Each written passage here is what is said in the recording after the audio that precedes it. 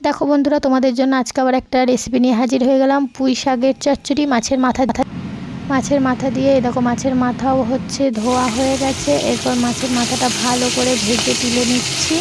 ততক্ষণ ভাজা হোক, এদিকে হচ্ছে মশলাটা করে নিই। এখানে হচ্ছে আদা, লঙ্কা, টমেটো, জিরে দিয়ে একটা পেস্ট তৈরি করে নিলাম। এই দেখো, পেস্ট তৈরি করার সাথে সাথে হচ্ছে মাছের মাথাটাও ভাজা হয়ে গেছে। এরপর একে একে সব সবজিগুলো ভেজে তুলে নেব।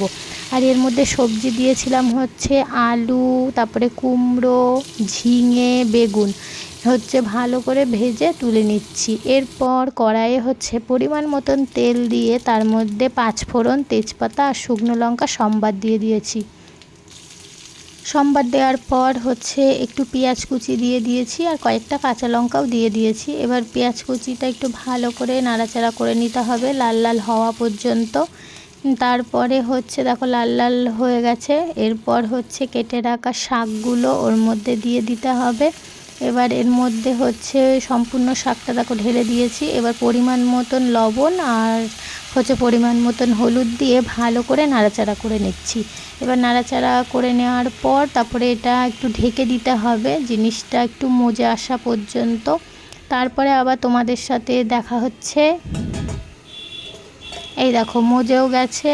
এরপর ঢাকনাটা খুলে দেখছি ওই অনেকটা নিচে নেমে গেছে। কতটা উঁচু হয়েছিল দেখেছিলে?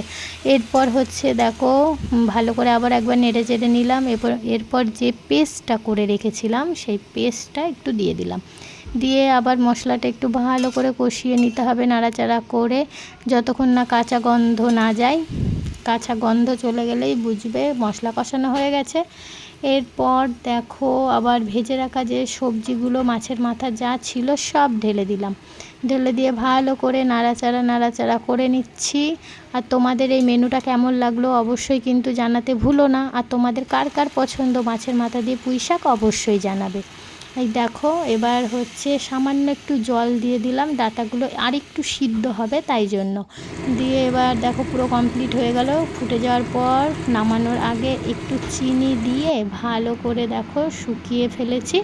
তা আজকের মতন তাহলে আসি, শুভ দুপুর।